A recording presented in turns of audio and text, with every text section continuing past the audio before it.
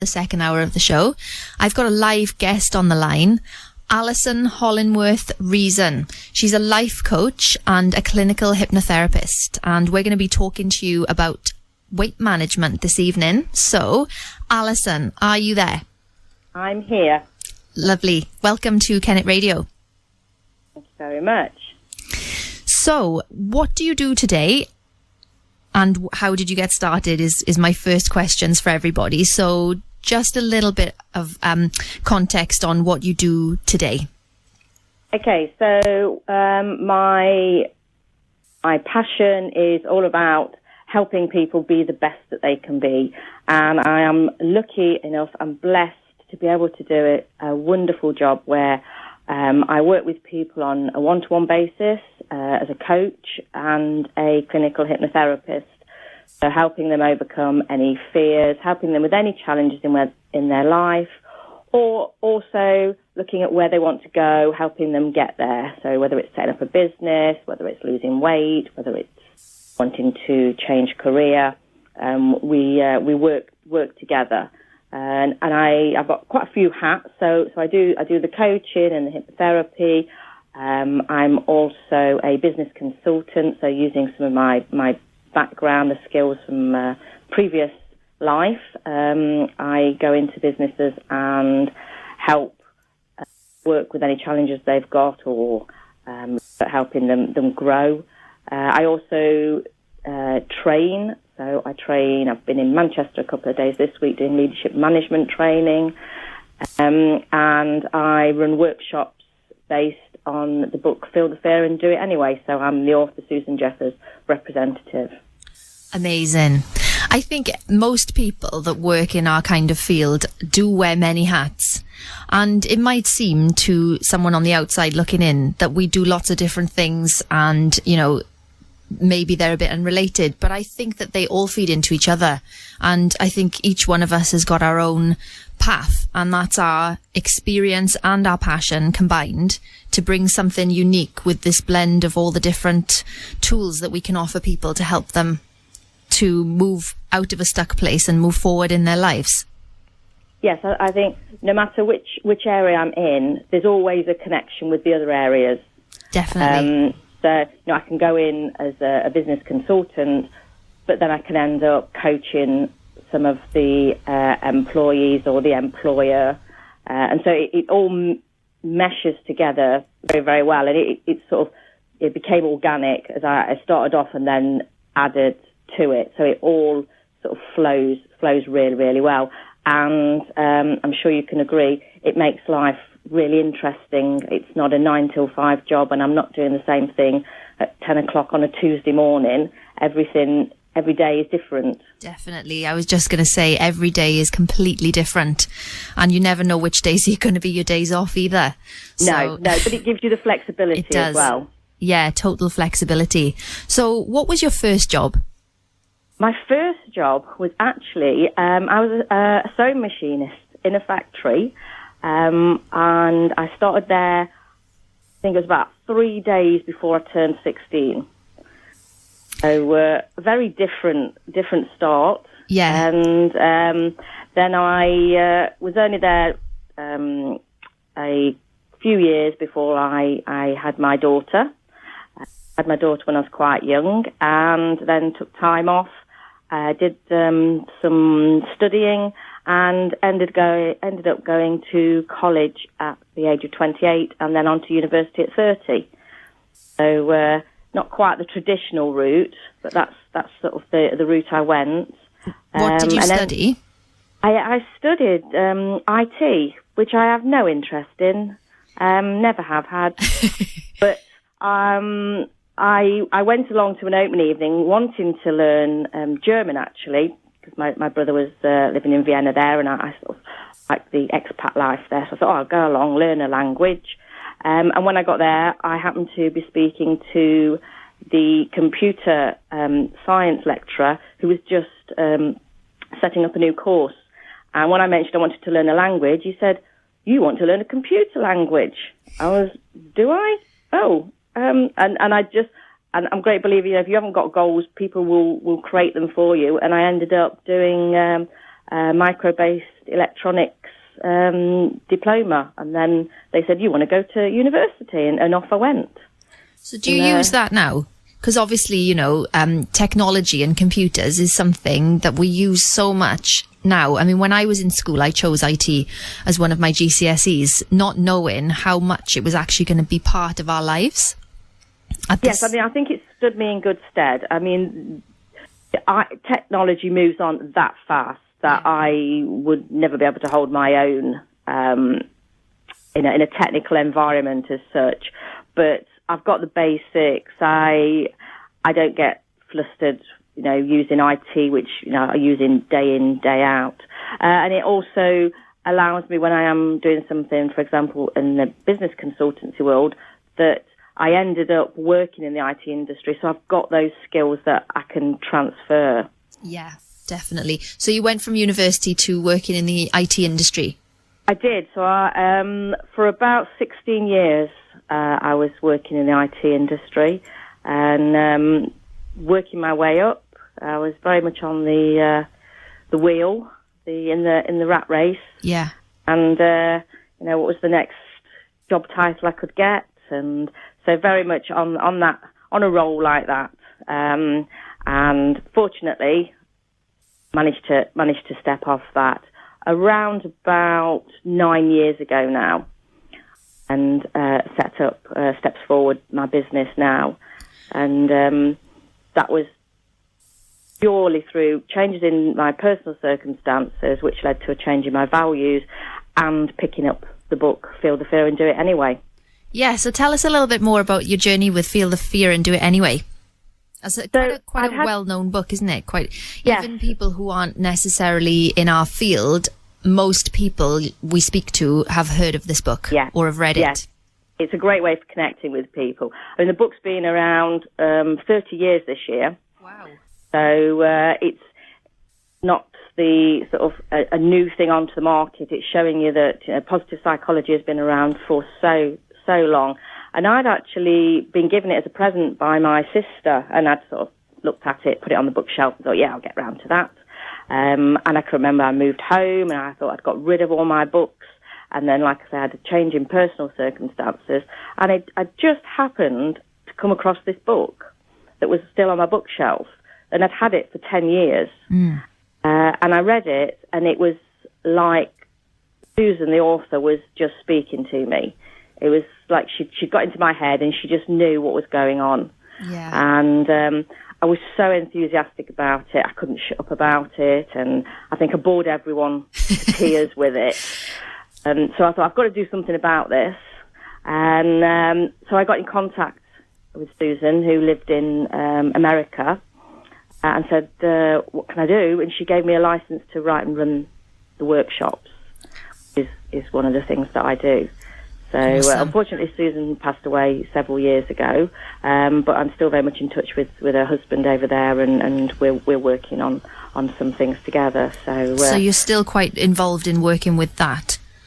Yes. So I'm very much about helping keep her work alive. Yeah. So I've had quite a journey with that book myself, and it's quite interesting actually that we were talking earlier on in the show about a book, a transformative, life-changing book, that universal principles can be applied to any area of your life to heal any area of your life, and that book is The Course in Miracles. And now we're talking about this second book, and these books can be life-changing, and these books find you. Somebody gives them to us, or we find them through miraculous circumstances, and they're literally turning points in our lives. And I got two stories about Feel the Fear and Do It Anyway. The first one is that I had that book for about a decade before I read it as well.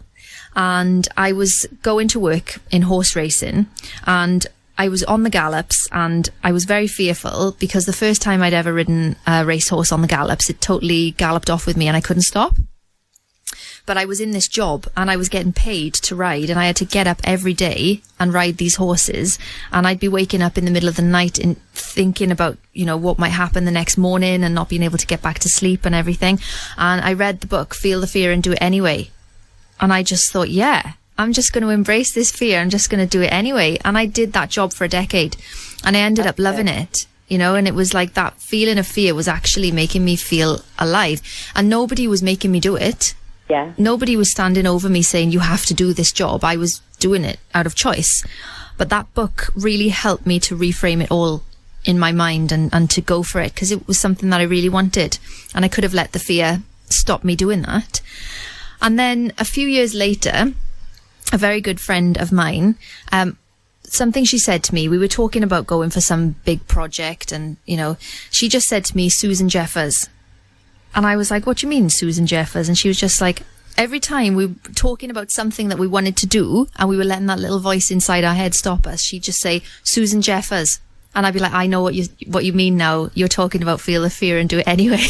Yeah, just talking about your chatterbox. Yeah. So, Fantastic. yeah, I love that book. Yeah, and I think it's written at such a level that it appeals to young, teenagers, and so any age, it just appeals to, and you can take away from it and put into practice the easy to use tools. Yeah, for sure. Okay, we're going to talk a little bit more after this music break. What we're going to do is we're going to play your choice of music for this evening, and Lovely. When we come back on air, you can tell us why you chose this track this evening. Thank you. The local sound of Thatcham and Newbury. Kennet Radio. Kennet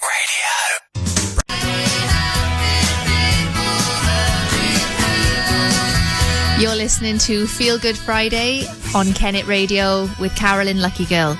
And that was Shiny Happy People by R.E.M. featuring Katie Pearson of the B-52s. And that was Alison's choice of track this evening. Are you still on the line, Alison? I am. Lovely. Can you tell us why you chose that track this evening? I chose that because today it's my brother's birthday. He'll be sitting outside in the boiling heat at his home in Spain, and hopefully having a wonderful evening. And he's a very shiny, happy person. As are we. I thought you were going to say he lives in the UK then. I thought that was more of a joke about the hot evening garden weather that we're not experiencing in the UK right now. Yeah, he's always telling me how hot it is over there. Very lucky. Yes. So tell us more about your journey. So we were talking about feel the fear and do it anyway. Sorry, go on. Yeah, so when I started to read the book and started to get into it, and I was still in the IT world, and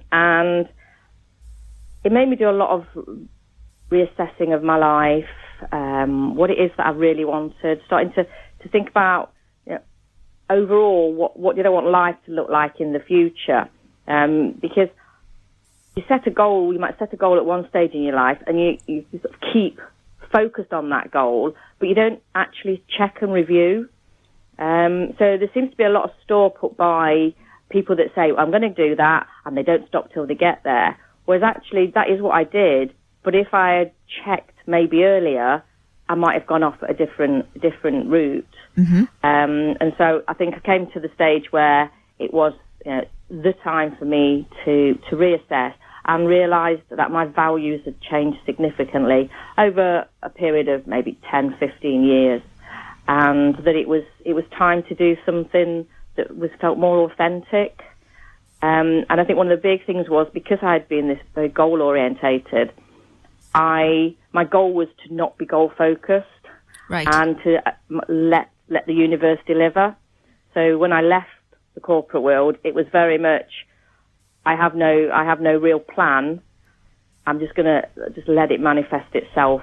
Yeah. But I knew that it was going to be all right. And I knew that, as Susan will say, I'll handle it. Whatever happens, I'll handle it. And you mentioned a word earlier about reframe. Taking experiences. And no experience could be a bad experience if I looked at it in the right way. Absolutely. And I think as well, time helps us with that, because oftentimes we can look back at a time in our lives where we felt maybe some quite strong negative emotion at the time, but later in life we look back on that and we always know why that had to happen.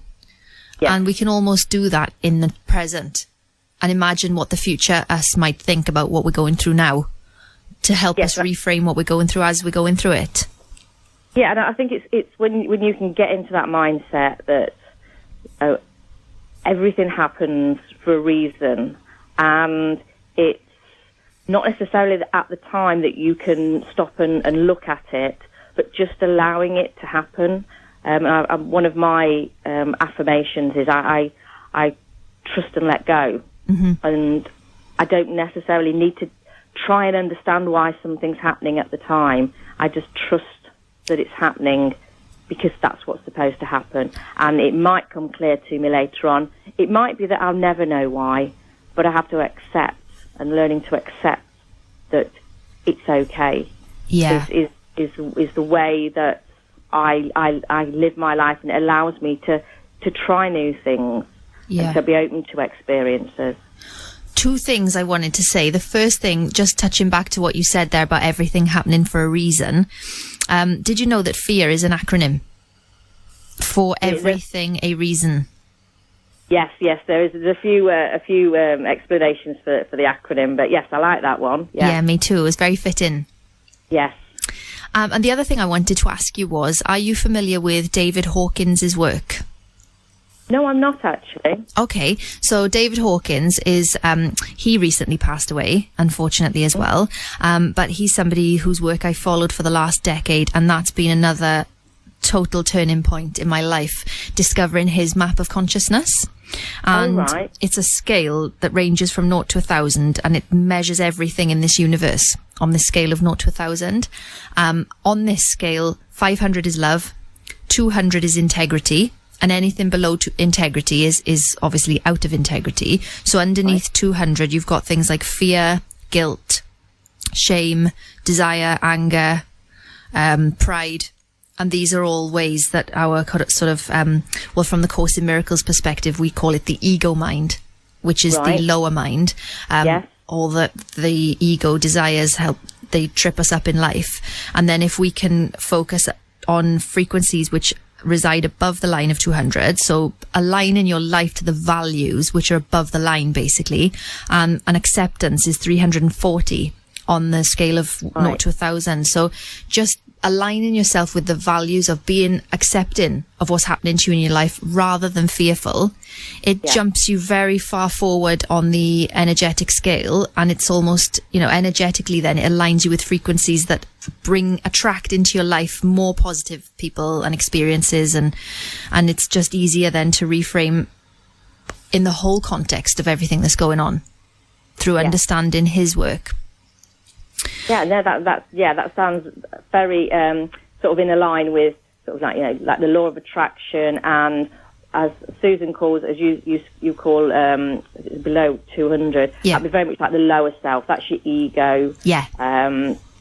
And understanding, because ego can be seen quite a people don't quite like it. They seem quite offended by the word ego, but it's understanding that we do have an ego, and it's allowing it not to rule us.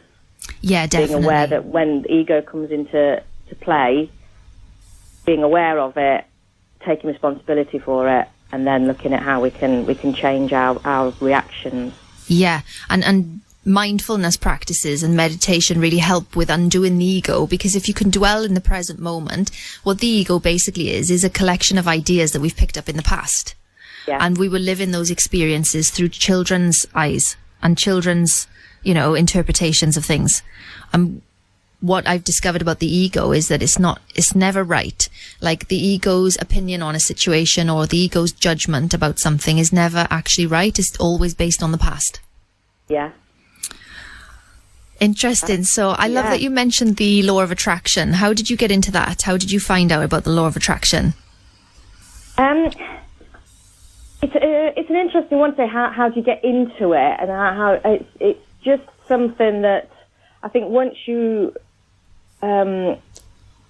people come into your life and you become part of that whole movement, it's the environment of the people. You end up attracting people that are similar to you with a similar outlook, and you just start to learn about it, and it's me, it's very simple. It's just a very simple model that like attracts like, and you will receive what it is that you put out there, and that we're all operating on our radio frequencies, and it's getting onto the frequency that is authentic for you, and then you will attract those types of people, those types of experiences and life events that are congruent with that. Yeah, definitely. Because I know there's been times in my life when I've wanted to manifest things, but they just weren't meant for me. And I wasn't being authentic in trying to achieve those things. It's like I'd seen someone else achieve that. Yeah. And I thought, oh, that's really cool. That's what I want. And I was trying to be someone else. But when you become very authentic and congruent with your true self, then you attract the right people and the right opportunities for you. And sometimes what you manifest is even better than what you thought that you wanted in the first place. Yeah, so it's not holding on to that ideal. It's letting that go. And like you say, it can be even better than you ever thought it could be. Definitely. I remember when I first started practicing Reiki, I had this Reiki book, and I would put people's names, and I still do to this day, put people's names in the book and then Reiki the book. But I'd also put goals in there, and I'd put a goal in, and then I'd write underneath it, this prayer or better. Yeah. So that left it completely open then for the universe to bring that or something better.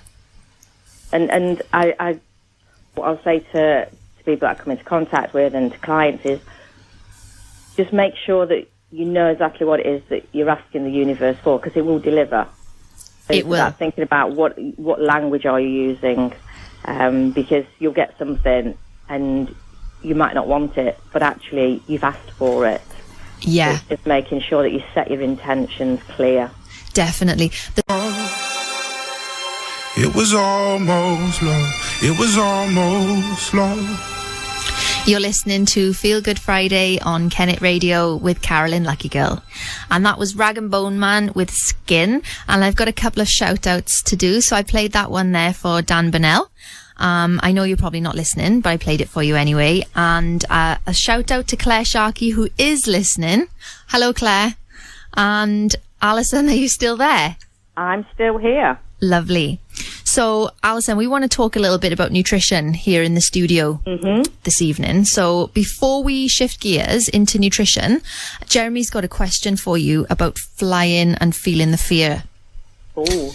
Yeah. Okay. I guess it's because, you know, what you were talking about, you know, feel the fear and do it anyway. I said to Carolyn off mic, you know, I guess I could use that strategy with flying. I'm a terrible flyer. But I really want to travel to places. I've traveled to, you know, I have flown, I've been to America, I've been to Africa, but doing so is such a big thing for me, and it takes a huge amount of courage and some drugs as well. Legal ones. Yes, I'm glad you caveated that. So I ended up being really sedated on the plane, which is, you know, not very helpful when you know, trying to travel. I guess how can I apply it to that kind of thing, I suppose? Well, I think the first thing that I picked upon there is the words that you're saying to yourself. So you said, I'm a terrible flyer. Yeah. So it's like you've given yourself that label, right. And your subconscious has picked that up because you've been telling yourself that for probably many, many years, and you might have people around you saying, oh, Jeremy's a terrible flyer. So it's basically your subconscious has got that, and it likes to make you right. Your subconscious is a bit like a puppy dog. It'll look around to make you right. And so it'll look around and it'll focus on anything to make I'm a terrible flyer correct. And it will, at any opportune moment, just jump up and say, don't forget, Jeremy, you know you're a terrible flyer. So if you're even starting to think about, oh, this is not quite so bad, oh, don't forget, you're a terrible flyer. You know, this is a big, big thing that you're doing, and it will make this big story out of something that is really just a form of transport. Right, yeah. So one of the things I would be doing there is starting to look at your language So thinking about how can you turn I'm a terrible flyer into something positive. So it might be I'm getting calmer every day and releasing any anxiety about flying, or you could take it to I'm really excited about flying, and recognizing that perhaps the feeling that you have when you're flying is probably next door to the feeling of excitement. That feeling of fear is actually, if you could reframe that, probably the same feelings you have when you're really excited. Right. Yes. Yeah, well, that's true. I think, and I think I'm unusual in a way in that, most people say, oh, it's the taking off and the landing that people are really scared of. I'm actually not too bad in those moments, and I think it's because there's so much adrenaline going through me, and it's the bit where you're just sort of suspended in the air for hours on end. That's the bit I find really difficult.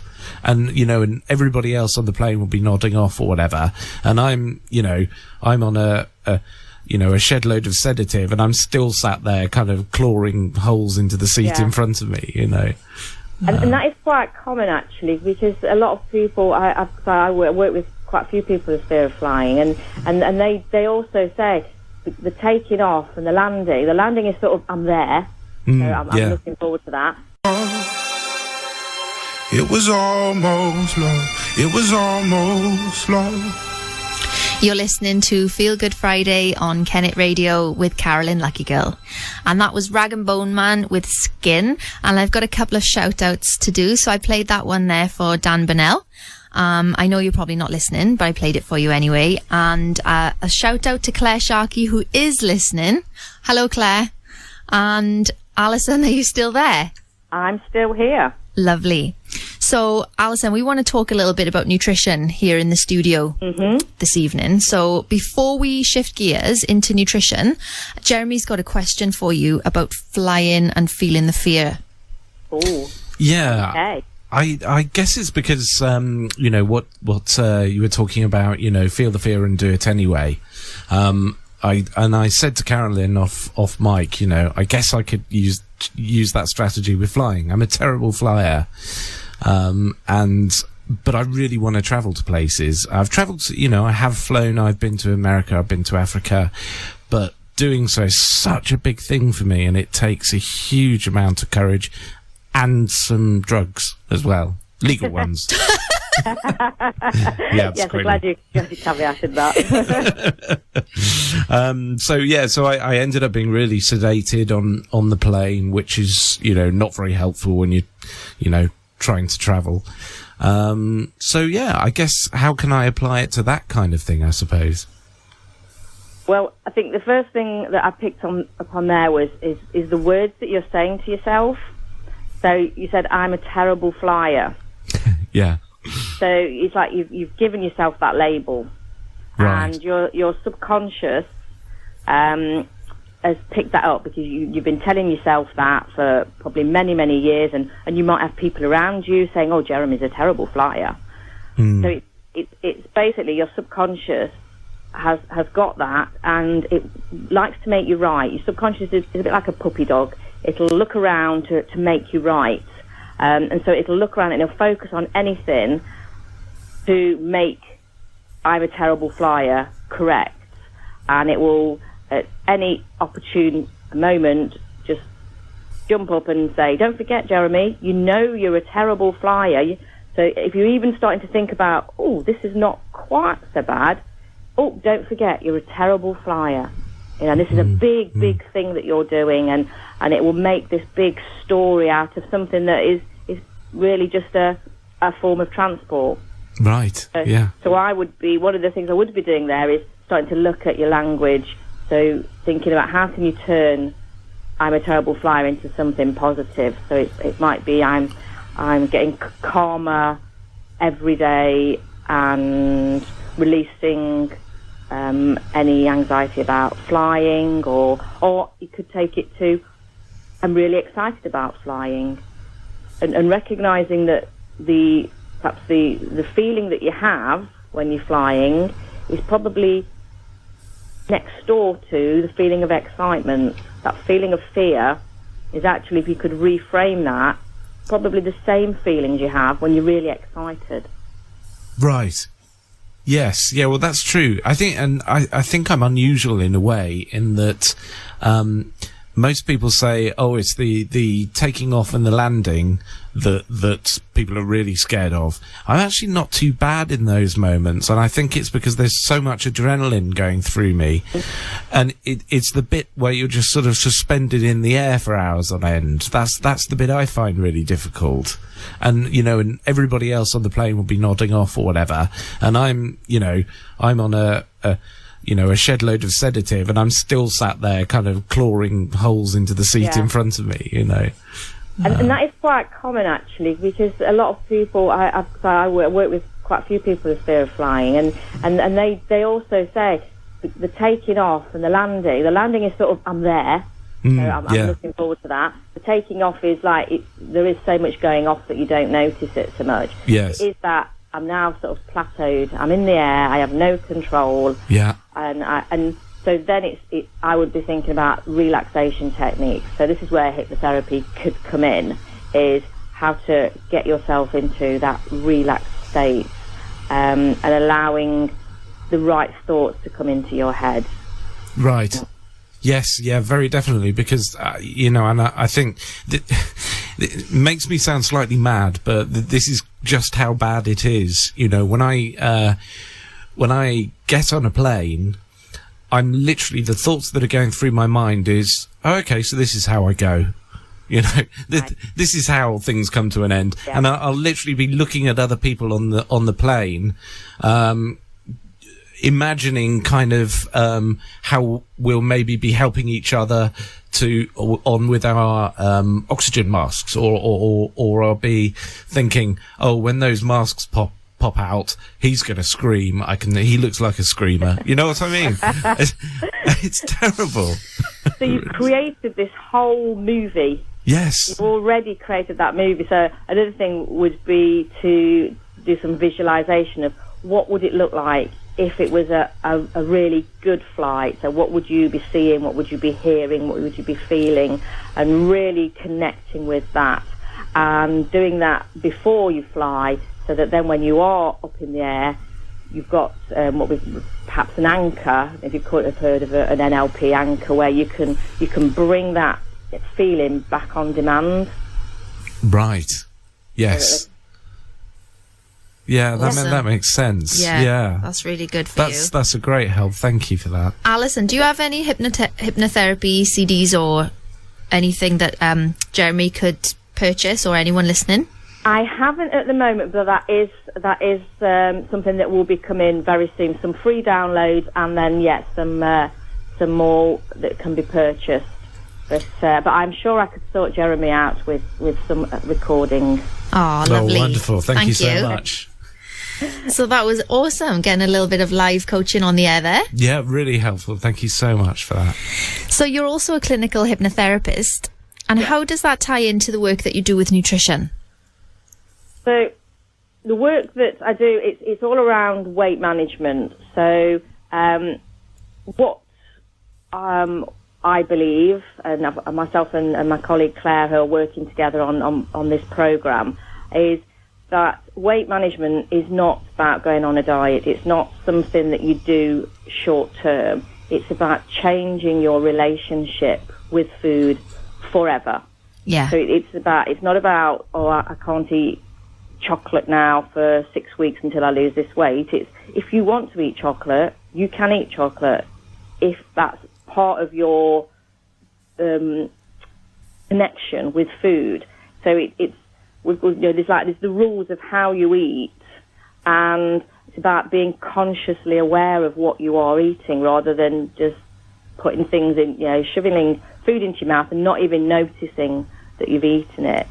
So it's about changing that relationship and changing those habits, because we'll have habits that we will have grown up with and that we will have acquired throughout our life that aren't serving us anymore. We might have been treated with sweets as a child, so now when we're happy, we treat ourselves with sweets. But we also might, when we're unhappy, have some sort of comfort food.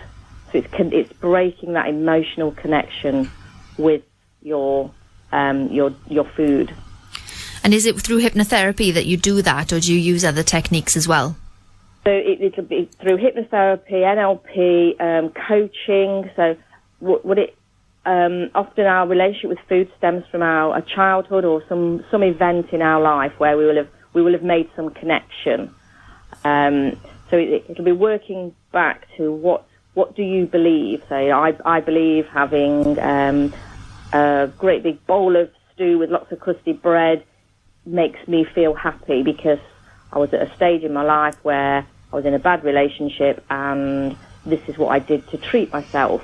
So it might be that we need to go back and break that link, and we can do that through hypnotherapy, through coaching, through NLP, through EFT. So there's lots of different tools out there, and it's picking the ones from the toolbox that will work best for you. Yeah, definitely. And also meditation and mindfulness can help with that as well. Yeah, so very much about being conscious of what you're eating, so mindfully eating. Yeah. Yeah, I think... we often don't. I mean, if we're working, we're at our desk and we've just realised our lunchbox is now empty, or we're sitting in front of the TV and our plate now is empty and we haven't even noticed that we've eaten it. And so our bodies, we've lost that connection with our bodies to understand and recognise when we've had enough. Definitely. I think that's one of the miracles that's happened for me since learning meditation and practicing the Course in Miracles, is just that as a, by default almost, I've become more intuitive. And like, for example, I might want some chocolate, so I eat it. And then later on in the day, someone offers me some biscuits and I'll say, no, I've had enough sugar today, thanks. I don't feel like I want it. But I haven't denied myself chocolate earlier on in the day. It's almost like you get a limit. It's listening to your body, and we've lost that. If you go back to childhood, we're often made to finish everything on our plate. All those starving children in Africa, you have to eat everything that's on your plate. Yeah, that was sort of that's quite a common childhood thing. Exactly what I got. Absolutely, to the word. So now we are programmed to eat everything on our plate, and it's reprogramming yourself so that you stop eating when you are full. And if you get hungry in a short while later, you can eat again, but only eat until you are satisfied. So you might graze and you get through all of the plate, but it's over a longer period of time. Yeah.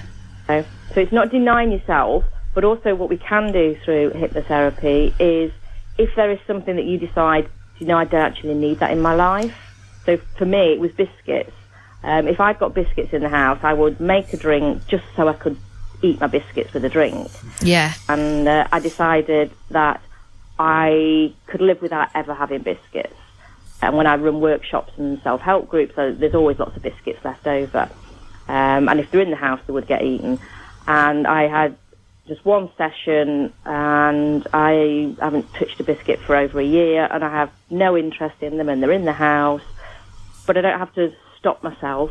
I've just reprogrammed myself to just not be interested in them.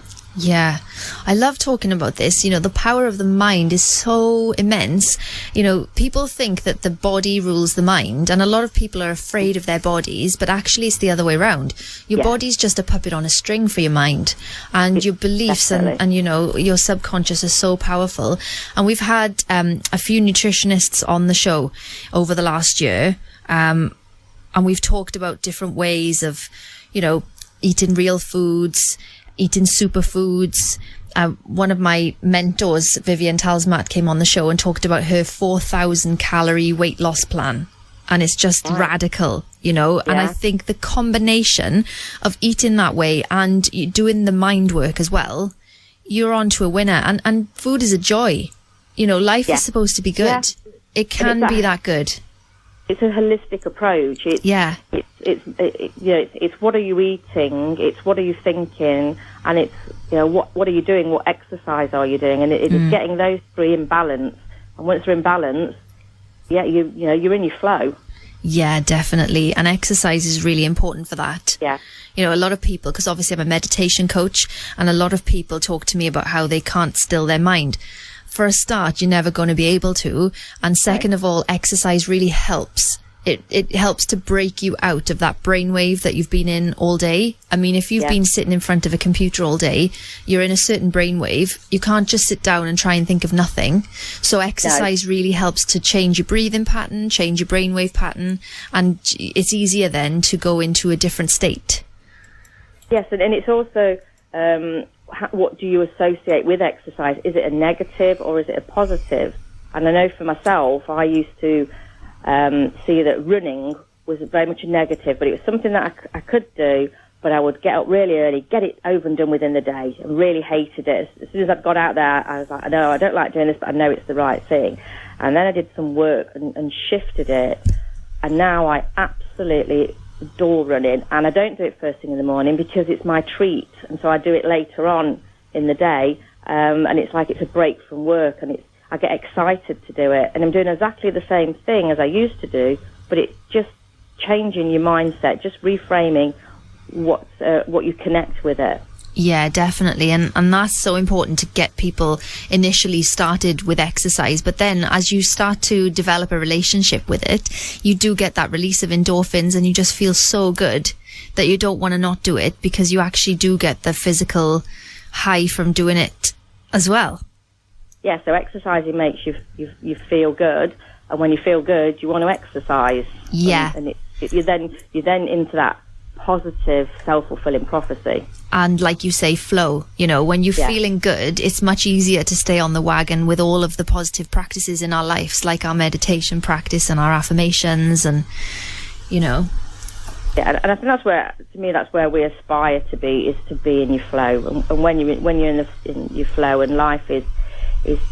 It's just like you can't believe that it can be so good, just happening. Yeah, definitely. Yeah. We're just gonna have another music break now, and I'll talk to you on the other side of Foals and Albatross. 545 with a front door